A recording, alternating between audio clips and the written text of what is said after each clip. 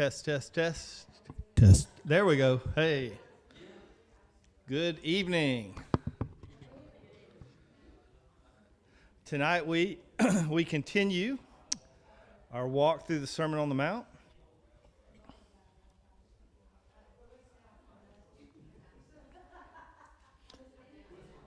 Should I do that teacher thing where you're just stopping?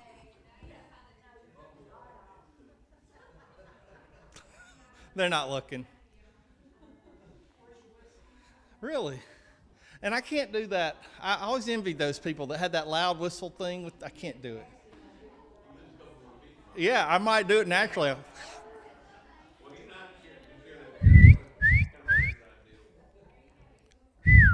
right. There we go. Matthew chapter 6 tonight. We are moving on. We finished chapter 5. And so we're into the second chapter of Sermon on the Mount. Before we read it, let's talk about what are things that people do. Okay, and we're not talking about in church. We're just talking about in society in general. What are things that people do to get noticed? And they do it purely to get noticed.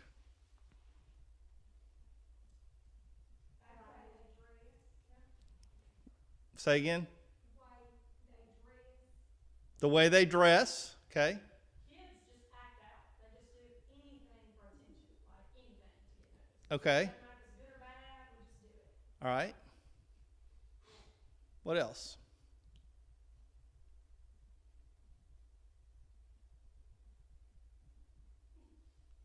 Think anyone ever bought a car because of the image it might project and what others might think of them driving that particular vehicle? Think so. Oh, yeah. Having some work done and yeah, all of a sudden everything's tight. Okay. Well, this passage tonight is all about what Jesus has to say about things being done because of what others think of them. So, Sermon on the Mount, chapter 5, has been all about misunderstandings of the law, and where Jesus would say, "You have heard, but I tell you," and he's giving a corrected or a fuller understanding of the law. And most of these things had to do with actions that were towards in relationship with other people, from the person he's talking to another person. In chapter 6, in this section we're going to look at tonight, he's talking about things that are supposed to be God-directed, but when we, because of pride and sinful nature, twist it, they can often end up becoming focused on other people rather than just on God. So verse 6 says, "Be careful not to practice your righteousness in front of others to be seen by them. Otherwise, you have no reward with your Father in heaven." So a couple of big things right here. He says, don't practice these things in front of others or to be seen by others. And if you do, you have no reward. So the key is, there's some behaviors Jesus is going to talk about that are things we ought to do, and we ought to do toward God, but we shouldn't do them with the view of getting other people to notice how great we are, how spiritual we are, how generous we are, and anything like that. So we're going to go through and look at some of those things tonight. So the first one he talks about has to do with giving to the poor. So whenever you give to the poor, don't sound a trumpet before you, as the hypocrites do in the synagogues and on the streets, to be applauded by people. Truly I tell you, they have their reward. But when you give to the poor, don't let your left hand know what your right hand is doing, so that your giving may be in secret, and your Father who sees in secret will reward you. Now, do you think we have anybody today who gives to be praised by men? I'd say so. I'd say that's the reason. I'm not trying to be ugly, but I'm going to say that's the reason why we have someone's name on every single building at every single college that I have ever been to. Because they could have said, name that building the Good Samaritan building or the anonymous donor building. I mean, and if you were handing them $5 million, they would do what you said, right? They yes, sir, we'll do it. But people don't do that. They say, make that the Tim and Denise Home of Excellent Living Studies, or whatever, but that's what people do, right? I mean, in general, even people who are the good guys, who are the philanthropists, generally speaking, they're the ones that have sent out a press release, that have let everybody know, yes, I am committed to giving all of my billions before I die away, except for a few billion for my children, but I'm a really generous person. And it's only rarely do we find out, we get these stories like, wow, this person never said a word their whole life and they're gone. And now we found out that they gave and gave and gave, but they never had their money their name wasn't on a building. Their name wasn't on a big plaque. They just did it to do it. I wonder if they're going to put a plaque up at Ole Miss. Morgan Freeman giving them $1 million. Who knows? That's just the way, that's just normal society though, and I'm not saying it's always just an evil thing, but Jesus said, listen, if you do that, you've got your reward already. If that is the reward that you want. In other words, your deeds are going to be rewarded now or later. And you can make people aware of them. You can make it so that everybody knows what you're doing. And Jesus says, good for you. You got the reward you wanted. But you won't be getting a reward from God. God won't be, when he's evaluating your life's work at the judgment seat of Christ, he's not going to be saying, attaboy, well done, good and faithful servant. He says, you've already got your praise. You got it from man. So you're not going to get it from God if that's the way you operate. And he talks about, he says, don't blow a trumpet.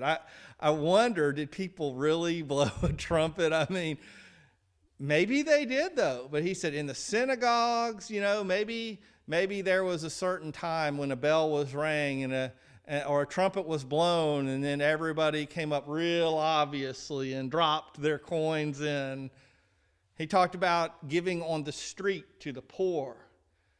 Perhaps, and in that day, remember, there was no Social Security, there was no welfare, there was no any of that kind of stuff. So if you couldn't work, you literally had to get by begging. And even in that, I imagine there's some that might have come by and quietly dropped something in the hat. And there might be some who say, oh my good man, I am so sorry for the calamity you have faced.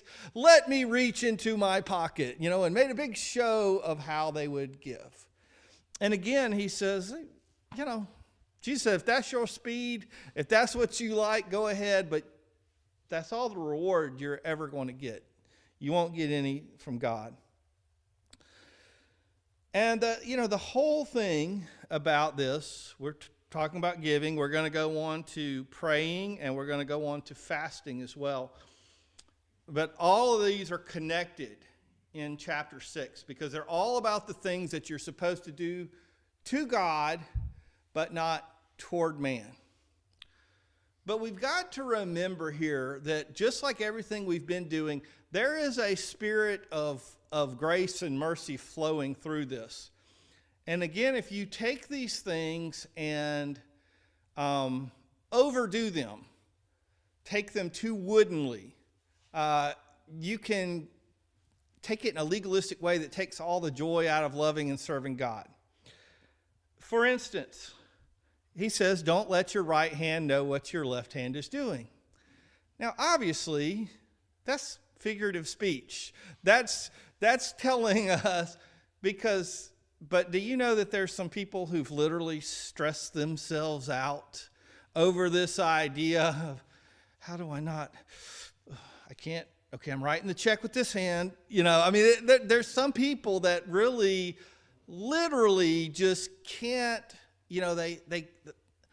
these things become a stressor to them rather than them getting the point of it. And I'll come back to that again when, especially when we come into fasting. We'll talk about that a little more. Okay, so the next section after giving, and again, he's saying doing it in secret so that your Father who sees in secret will reward you. So remember, things that you do that are secret on a human level are never secret from God. He sees what's done in secret. All right, so the second thing after giving is about praying. And by the way, we are going to skip over right after some of this about praying. He goes into the model prayer, or what's called the Lord's Prayer. We're going to kind of skip over that little part about the Lord's Prayer, because we're going to come back and combine that later on in next week, or not next week, but a later week, with the passage where he's talking about ask and receive and all this stuff. But the next thing here in verse 5 says, whenever you pray, you must not be like the hypocrites, because they love to pray standing in the synagogues and on the street corners to be seen by people. Truly, I tell you, they have their reward. But when you pray, go into your private room, shut the door, and pray to your Father who is in secret. And your Father who sees in secret will reward you. Again, the very same principle. Now, we're familiar somewhat nowadays, if you've ever traveled into a Islamic area or an area where there is a mosque or around, they have certain times to pray, and you're going to hear that sound, that strange Eastern music coming through from the minaret that they're pumping out at certain times of the day. They pray. Well, the Jews back in Jesus' day, they were similar. They had set times that they prayed. And I wouldn't be surprised to know if they had music that carried on and reminded everybody. But there was prayer at certain times. In fact, you'll read through the book of Acts, and you'll hear about Peter and John went up to the temple at the hour of prayer. What was that hour of prayer? That was one of their times that faithful Jews would pray at certain times of the day. So Jesus is not having a problem with that. Certainly people praying multiple times a day is a great thing. But he's taking those who take that time to pray, and instead of stopping where they are and just kind of, quietly doing their thing, and instead of ducking into an empty room, apparently there were those who, wherever, if they could get to a synagogue, they went to a synagogue. And, now he talked about standing on street corners. There was nothing wrong with standing while you pray. That was a very common posture for Jewish prayers, is to stand, and often they'd raise their hands as well. But standing on the street corner, you're making a spectacle of yourself. You're doing it where everybody can know. Or going to the synagogue where I can impress other religious people and pray real loud in front of everybody else.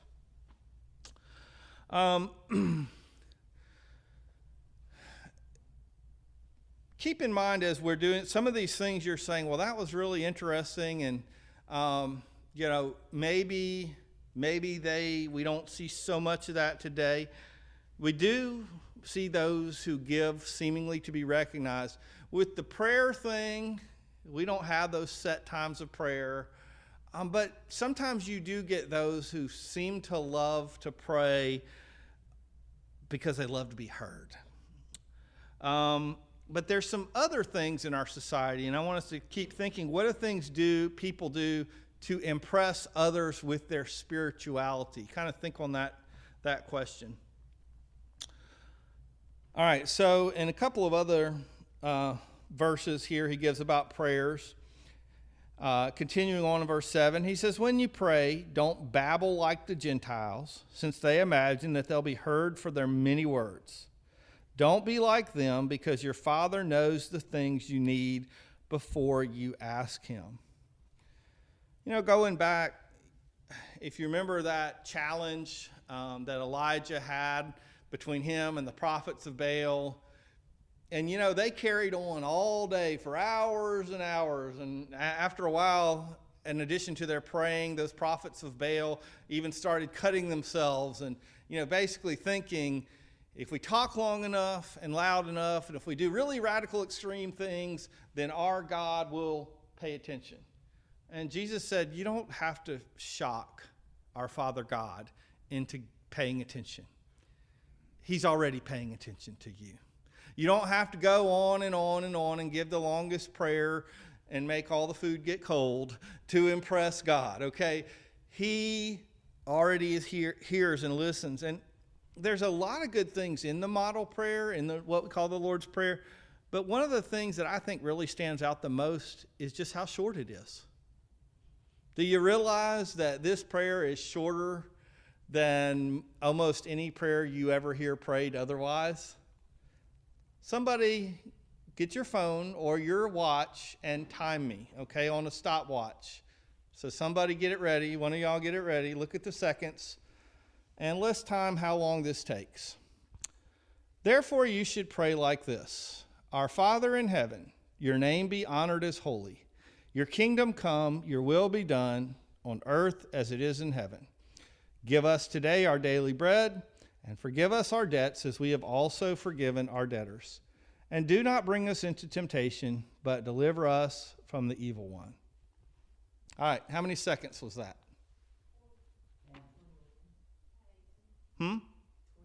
21? Is that about everybody got about 20 seconds? How many times as Christians, do we psych ourselves out, make ourselves feel bad because that prayer I prayed, but it must have not been a very good one because it was only 30 seconds or it was only a minute. You know, and we think, well, there's some saints that I've heard about that got up and they prayed an hour every morning, and they said if it was a big day, they got up an extra hour early and prayed 2 hours. Just, you know, I remember, I don't know, at least one of the preachers I had growing up used to talk about that kind of thing. And I remember sitting there and like, that's not encouraging me. You know, as a kid, I was thinking, I guess I'm just never going to be a good Christian because I can't talk to my dog, who's my best friend, for an hour, much less pray for an hour. There's no way that I could do that. And I think we get these really unrealistic expectations for what being a, quote, good Christian is, and then we beat ourselves up because we didn't pray long enough or serious enough or hard enough or fervently enough or whatever enough we think we have to do. Like God's sitting here judging our prayers rather than him being our heavenly Father who just wants to hear us reach out to him. You know, I talked with Courtney on the phone this morning, FaceTime. I wasn't judging. I wasn't thinking, you know, Courtney, you could really tell me more interesting stuff that's happened in Oxford. No, I was just so happy to get to talk to her and see what's going on. And God is not judging us by our vocabulary or our intensity or whatever. God just wants to hear from us. And he said, don't be like those pagans. Don't be, in other words, don't be like the natural religious thinking of the world that is putting man's standards, human standards, on things of God. Because God is looking at you in grace, and he wants you to approach him in grace and in mercy. So remember that when you pray. Don't beat yourself up. Don't say, oh, my prayers were too short, or my prayers were too plain, or my prayers weren't theological enough or spiritual enough. Don't do that, because God doesn't. The only one that wants you to do that is Satan. He's the accuser of the brethren. All right, so All right, and then the final section is on fasting. The final section in this little trilogy of things that we shouldn't do in front of people, or to be recognized by people. In verse 16, he says, whenever you fast, don't be gloomy like the hypocrites, for they make their faces unattractive, so that their fasting is obvious to people.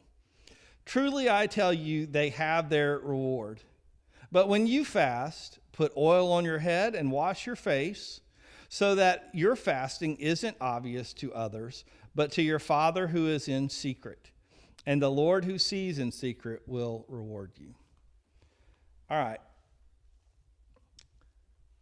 He's saying here, look, there were some people that when they fasted, they wanted everybody to know that they were fasting. And they didn't just fast and take the time that they were going to spend eating with the Lord and, commit that to Him. Man, they like dressed down. They like looked nasty. They probably put on some old clothes out of the hamper.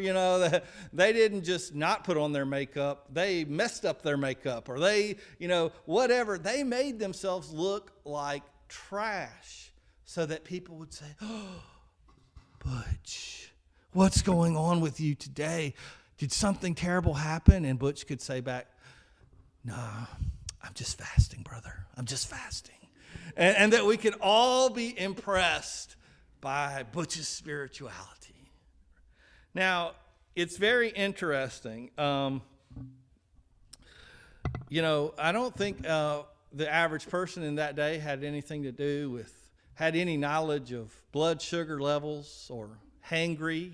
You're not you when you're hungry, like the Snickers commercials. But Jesus is saying, when you fast, and it's interesting here because he said that in the same way as he said about giving and praying. Not if you give, not if you pray, not if you fast. But it seems as if Jesus expected it to be a normal part of the life of a believer. When you give, when you pray, when you fast. But it's not a real legalistic thing. So if you're one of those that gets hangry, I don't think you're honoring God if not eating is causing you to be ugly to your family or your coworkers or your friends, because it's supposed to be a spiritual thing in the first place. So maybe you try a more selective fast. Maybe you're going to eat, but not a certain thing. Maybe you're going to do what you need to do, giving up a certain thing, and that time that you would have done that certain thing, you spend time with God instead. But here's the deal. You're just not supposed to make a big deal about it. Now, the other hand goes back to the legalistic side of things. This is the one that I remember used to get me. When I would try to fast, and again, I'm not... do I really have to tell y'all I don't fast on a regular basis? I don't think I do, okay? Or maybe I do, y'all judgmental people. Why are you laughing? Right. I just said maybe, Mark, maybe. No, but here's the thing. When we take this stuff, Jesus' general principle is not make a big deal about it. I would get, in my younger days as a Christian, I would get so caught up on the little things that I would be like, I would try to hide it. And then if somebody, like even in my family, hey, why didn't you eat supper? I'd be like, or tell a lie. Wait a minute. I'm going to tell a lie to keep the, and guess what? If you're going to fast, your spouse is probably going to know about it, but they're not going to be impressed. They're going to be afraid of you being hangry. So, okay. So you're not breaking the rule there. Your kids might know. There might be some other people that happen to know. That's okay. it's about intent. Going back to that very first verse. Be careful not to practice your righteousness, or we might say your right living or your godly living, in front of others to be seen by them. God's not saying, oh, somebody caught you fasting, I'm docking 20 points of rewards away from you. That's not what God is saying. Somebody might find out that you gave some money. Somebody might find out that you prayed quite a while for somebody or whatever. And by the way, one of the things I've found is most people actually like to know you're praying for them. That's not bragging. They feel better when they know that you're praying for them. Even unbelieving people, in fact, sometimes they are more affected and touched. I've noticed that people who are kind of unbelievers are far from God, and if they know you've been praying for them, or especially even if you pray over them, pray for them, and just ask. I've asked hundreds, probably thousands of people over my life, hey, can I pray for you? And whether it be in person or over the phone. And do you know, I can count on one hand the number of folks who said, no, please don't do that. And to those folks who did, I said, cool. I sure won't, but I'm going to be praying for you. But almost everybody says yes. And I've seen people that I've never seen cry before in their life in tears after prayer. Prayer touches people. Okay? So again, it's not getting in this legalistic thing that, oh, no one can ever see me pray or ever see me give or ever see me fast. But the point is, do the things that you are doing for God. And really that intercessory prayer, you're doing that for that person. You're praying to God, but he said your acts of righteousness, the things you're doing to God, let the focus be on God seeing them, and that you're okay with him seeing them and nobody else seeing them, because that's a good check of your heart right there. If you're fine with what you did, whether giving or praying or sacrificing something or any other act of righteousness, these are just 3 examples that Jesus gave, okay? If you're doing it for him and you're fine with just him knowing and nobody else, then you're on the right track. And God says, hey, your reward's in heaven. But if you're not okay with just him doing it, your heart's not where it needs to be, okay? So, again, we'll come back to a little bit more in detail on the Lord's Prayer. But just think about the things you do in life. Who's your audience? And I think as a Christian, this affects more than just these 3 things Jesus talked about.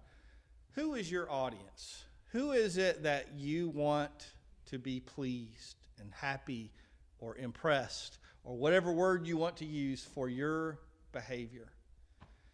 Now listen, let's be honest. All of us as human beings like recognition. We do. We all like to be recognized. And sometimes we get let down when we're not recognized. That's normal, okay? If I have someone who every single Sunday usually comes out and says, great message, Pastor Tim, and then one particular Sunday they say, oh, isn't this nice weather we're having? I'm like, guess I didn't do too well today. No, really, we like to be recognized. Everybody does. But that's where our ultimate recognition is. And again, even moving away from these areas, do you choose what you drive, where you live, the people you hang out around, the comments you make on social media? Do you choose those? Do you do those things based on what you feel like God wants you to do in your life? Or are you choosing some of those things because of what others are going to think about you and who you're going to impress and whose attention you're going to get? there's a certain part of it, just like Mandy said, kids act out just to get impressed. Get attention. We're all kind of grown-up kids, we all want to be validated, but that's where it comes to understanding our relationship with God, that we are his children, that he loves us. I love the psalmist talking about he sings over us. God gushes over us. He is the proudest parent you could ever imagine. If God had a car, his bumper sticker about his children would be bigger and better than anybody's, because he's so proud of them, and we've all seen those, right? My kid's an honor roll student. My kid can beat up your honor roll student. The people brag for lots of reasons. God loves you. He's the one ultimately that you're out to please. So just keep that in mind as you make your decisions. All right. Alan, I think we're done there with the video for tonight. Now, I've got a question for everybody.